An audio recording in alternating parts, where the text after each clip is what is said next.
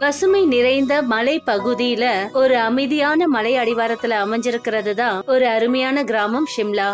இந்த கிராமத்துல வசிக்கிறவ தான் கமலி. கமலி கிட்ட தனக்குன்னு சொந்த வீடு கிடையாது. அவ தன்னுடைய அப்பா அம்மா சின்ன தம்பி கூட கிராமத்தோரத்துல ஒரு வாடகை வீட்டுல இருந்தா. வாழ்க்கை என்னமோ சாதாரண வாழ்க்கைதான். சந்தோஷம் மகிழ்ச்சி நிறைந்ததா இருந்தது. ஆனா பணத்துக்கான தட்டுப்பாடு எப்பவும் இருந்துகிட்டே இருந்தது. அக்கா, சொல்லு கோலு, என் தம்பிக்கு என்ன ஆச்சு? அது ஸ்கூல்ல இன்னும் என்னுடைய ஃபீஸ கட்டல இல்லையா, அதனால ரிசல்ட் கொடுக்க மாட்டாங்களாம். அதனால சீக்கிரமா ஃபீஸ கட்டியாகணும். அப்படியா? டீச்சர் அந்த மாதிரி சொல்லிருக்காங்களா? சரி, டீச்சர் கிட்ட நாங்க சீக்கிரமா ஃபீஸ கட்டிடுறோம்னு சொல்லு, சரியா? குடும்பத்துக்கு உதவி செய்யணும்ன்ற காரணத்துக்காக கிராமத்துல இருந்த ஒரு ஹோட்டல்ல த கோசி இன்மேல வேலை பார்த்துட்டு இருந்தா. அவ சமையல்காரியோ இல்ல வெயிட்டரோ கிடையாது. ஒரு சின்ன உதவியாளர், அவ்வளவுதான். அவ டேபிள் சுத்தம் பண்ணுவா, தரைய துடைப்பா, அப்புறம் சின்ன சின்ன வேலைகளை செய்வா. இந்த ஹோட்டலோட முதலாளி சர்மா சார் இரக்க குணம் உள்ளவரு. அவரு கமலிக்கு எப்பவும் மரியாதை கொடுப்பாரு. அப்புறம் வாழ்க்கையோட விஷயங்களையும் சொல்லி கொடுப்பாரு. அம்மாடி கமலி, நீ இன்னும் வீட்டுக்கு போகலையா? இல்ல, அது கொஞ்சம் வேலை பாக்கி இருந்தது. முதல்ல அதை முடிச்சிட்டு வீட்டுக்கு போலான்னு நினைச்சேன். நீ ரொம்ப நல்லா வேலை செய்கிறம்மா கமலி. ஆனால் ஞாபகம் வச்சுக்கோ, இந்த வேலையோடு சேர்த்து நீ உன்னோட படிப்புலையும் கவனத்தை செலுத்தணும். அதனால் நாளையிலேருந்து எல்லா வேலையும் சீக்கிரமாக முடிச்சிரு. அப்புறம் வீட்டுக்கு போய் படிப்பில் கவனத்தை செலுத்து, புரியுதா? ஒருவேளை இந்த வேலையால் உன்னோட கவனம் படிப்பை விட்டு போகிற மாதிரி இருந்தா அது எனக்கு நிம்மதியாகவே இருக்காது. நீங்க சொல்றபடியே நடந்துக்கிறேன் ஐயா. ஒரு நாள் அந்த ஹோட்டலுக்கு முன்னாடி பலபலன்னு ஒரு கார் வந்து நின்னுச்சு. அதுல இருந்து ஒருத்தர் இறங்கினாரு. ராகுல் வர்மா, ஒரு பிரபலமான வியாபாரி. வியாபார பயணத்துக்காக வந்த போது கமலியோட ஹோட்டலுக்கு சாப்பிடறதுக்காக வந்தாரு. துரதிருஷ்டவசமா அன்னைக்கு சமையல்காரருக்கு உடம்பு சரியில்லை. அப்புறம் மத்த வேலைக்காரங்க எல்லாம் முதல்ல இருந்தே பிஸியா இருந்தாங்க. சர்மா ஐயாவுக்கு ரொம்ப கவலையா ஆயிடுச்சு. அவருக்கு தெரியும் வர்மா சாருக்கு ஏமாற்றத்தை கொடுக்கறது ஹோட்டலோட மதிப்பு கெட்டு போயிடும்னு அவரு நினைச்சாரு. வணக்கம் வர்மா சார், உங்களை என்னோட ஹோட்டலுக்கு வரவேற்கிறேன். நன்றி சர்மா சார். ஆக்சுவலாக உங்களோட ஹோட்டல் ரொம்பவே பெருசாக இருக்குது. நான் இன்றைக்கி உங்கள் ஹோட்டலில் ரொம்ப அற்புதமான டிஷ்ஷை சாப்பிட போகிறேன். கண்டிப்பாக வர்மா சார். ஆனால் ஒரு சின்ன பிரச்சனை இருக்குது. இன்றைக்கி எங்களோட குக்குக்கு உடம்பு சரியில்லை. அதனால் அவர்... நீங்கள் என்ன சொல்கிறீங்க? அப்படின்னா நான் இங்கேருந்து சாப்பிடாம தான் போகணுமா? ஒருவேளை ஹோட்டலில் ஸ்டாஃப்ஸ் இல்லைன்னா நீங்கள் ஹோட்டலை மூடி வச்சிருக்கலாம்ல? வர்மா சாரோட கோபம் அதிகமாகிக்கிட்டே போச்சு. அப்பதான் பக்கத்துல டேபிளை சுத்தம் பண்ணிக்கிட்டே கமலி நடக்கிறது எல்லாத்தையும் பாத்துக்கிட்டு இருந்தா. அவ உடனே சர்மா சார் கிட்ட வந்து என்ன சொன்னான்னா, மன்னிச்சிடுங்க சார், எங்கனால உங்களுக்கு பெரிய கஷ்டமா ஆயிடுச்சு. ஆனா நீங்க கவலைப்படாதீங்க, நான் சீக்கிரமா உங்களோட சாப்பாட்டுக்கு ஏற்பாடு பண்றேன். சர்மா சார், நீங்களும் கவலைப்படாதீங்க, இன்னைக்கு சமையல நான் சமைக்கிறேன். உனக்கு நிஜமாவே சமைக்க தெரியுமா? ஆமாங்க சர்மா சார், எங்க பாட்டி ஒரு ஸ்பெஷல் ரெசிபி செய்ய எனக்கு கத்து கொடுத்திருக்காங்க. இது எங்க குடும்பத்துல தலைமுறையா செஞ்சுக்கிட்டே இருக்கோம். இன்னைக்கு நான் அதையே சமைக்கிறேன். சர்மா சார் கொஞ்சம் யோசிக்க ஆரம்பிச்சாரு. அவருக்கு தெரியும் கமலி உழைப்பாளின்னு. ஆனா இவ்வளவு பெரிய கஸ்டமருக்கு சமைக்கிறதுங்கிறது ரொம்ப பெரிய விஷயமா இருந்தது.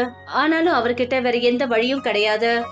சரிம்மா கமலி, முயற்சி பண்ணி பாரு. கமலியோட கண்கள்ல ஒரு பிரகாசம் ஏற்பட்டுச்சு. அவ நேரா சமையல் அறைக்குள்ள ஓடினா. தேவையான பொருட்களை எடுத்தா. அப்புறம் முழு மனசோட சமைக்க ஆரம்பிச்சுட்டா. அவ மூங்கில் மோமோஸ் பண்ண ஆரம்பிச்சா. ஒரு வினோதமான உணவு. அது அவங்களோட முன்னோர்கள் ஷிம்லா மலை பகுதியில இருக்கும்போது வழக்கமா செய்யக்கூடியது. அவங்க வேட்டைக்காரங்க. காட்டுல மூங்கில் கொம்ப வச்சுதான் அவங்க மோமோஸ் தயார் பண்ணுவாங்க. அதுல ஒரு ஸ்பெஷலான ஸ்மோக்கி பிளேவர் இருக்கும். சரி ஷெஃப் கமலி, இப்ப நீ உன்னுடைய திறமைய காட்டு. மூங்கில் மோமோஸ தயார் பண்ணு. கமலி காய்கறிகளை வெட்டினா. அத நல்லா சுத்தம் பண்ணி சமைச்சா. அதுல மியோனிஸ், ஷேஷ்வான், பிளாக் சால்ட், அப்புறம் மசாலாவை போட்டா.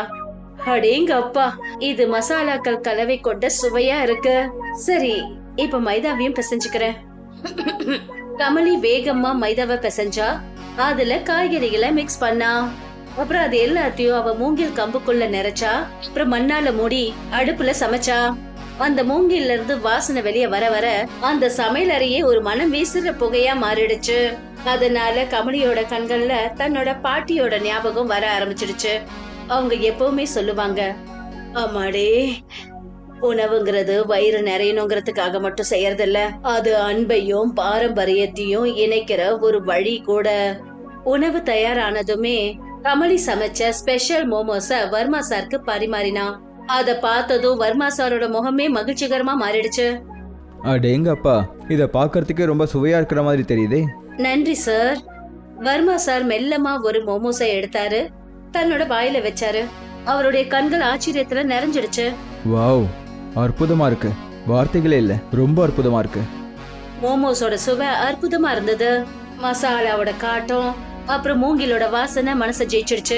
சாப்பிட்டு முடிச்சதுக்கு அப்புறம் அவர் என்ன சொன்னார்னா, வாவ் கமலி, நீங்க நிஜமாவே அற்புதம் பண்ணிட்டீங்க. நன்றி சார், எனக்கு ரொம்ப சந்தோஷமா இருக்கு. என் கையால செஞ்ச சமையல் உங்களுக்கு பிடிச்சிருக்கு. அட அற்புதம் கமலி, நீ நிஜமாவே திறமசாலின்னு நிரூபிச்சிட்ட. இன்னைக்கு உன்னாலதான் என்னோட மரியாதையே தப்பிச்சுது. நிஜமாவே உனக்கு ரொம்ப ரொம்ப நன்றி கமலி. ஐயோ, நீங்க என்ன ரொம்ப கஷ்டப்படுத்துறீங்க சர்மா சார். இல்ல கமலி, சர்மா சார் சரியா தான் சொல்றாரு. உன்னோட கையில நிஜமா அற்புதம் இருக்கு. சரி, நீ என்ன பண்ணிட்டு இருக்க? இப்போ நான் காலேஜ்ல படிச்சிட்டு இருக்கேன் சார். ஹோட்டல் மேனேஜ்மெண்ட் படிப்பை தான் படிச்சுட்டு இருக்கேன்.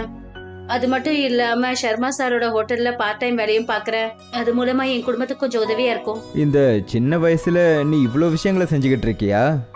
ஆமா சார், எங்க கமலி ரொம்ப பெரிய உழைப்பாளி, அப்புறம் திறமசாலியும் கூட. சொல்லுவாங்கல்ல, யாரு கடினமா உழைக்கிறாங்களோ கடவுள் அவங்களுக்கு நிறைய கஷ்டங்களை கொடுப்பாருன்னு. இப்போ கமலியோட நிலைமையும் அப்படிதான் சார் இருக்கு. ஆனா சூழ்நிலை இவ்வளோ மோசமா இருந்ததுக்கு அப்புறமும் கூட அவ தோல்வியை ஏத்துக்கிறது இல்ல. அதுக்கு பதிலாக தைரியத்தோட கஷ்டங்களை எதிர்த்து போராடிட்டு இருக்கா. கமலியோட நிலைமைய கேட்டுட்டு வர்மா சார் ரொம்பவே ஃபீல் பண்ண ஆரம்பிச்சாரு.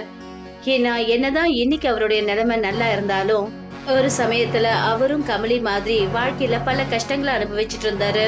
கமலியோட கதையை கேட்டதும் அவருக்கு தன்னுடைய பழைய வாழ்க்கை ஞாபகம் வந்துடுச்சு. வாவ் கமலி, உன்னை பற்றி எவ்வளோதான் புகழ்ந்து சொன்னாலும் அது எல்லாமே குறைவு தான். என்னை மன்னிச்சிரு. நான் இங்கே வந்த உடனேயே உங்கள் 2 பேரையும் அவமானப்படுத்துகிற மாதிரி பேசிட்டேன்.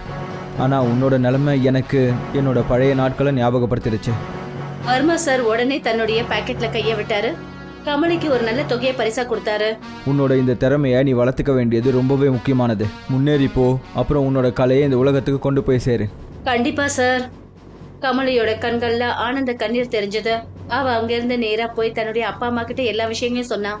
இந்த பணத்தால அவளால வாடகை கட்ட முடிஞ்சது, தேவையான பொருட்களை வாங்க முடிஞ்சது, அப்புறம் மூங்கில் மோமோஸ் செய்யறதுக்கு கொஞ்சம் பணத்தையும் எடுத்து வச்சா. மெல்ல மெல்ல இந்த விஷயம் கிராமம் முழுக்க பரவ ஆரம்பிச்சது. மக்கள் ரொம்ப தூரத்துல இருந்தெல்லாம் மூங்கில் மோமோஸ் சாப்பிட வந்தாங்க. த கோசி இன் ஹோட்டல் கூட ரொம்ப ஃபேமஸ் ஆயிடுச்சு. அப்புறம் கமலி அந்த கிராமத்தோட ஹீரோ ஆயிட்டா. கதையில தெரிஞ்சுக்கிட்ட பாடம், உழைப்பு, தன்னம்பிக்கை, தன்னுடைய பாரம்பரிய தொழிலால மனுஷன் தன்னுடைய வாழ்க்கையே மாத்திக்க முடியும்.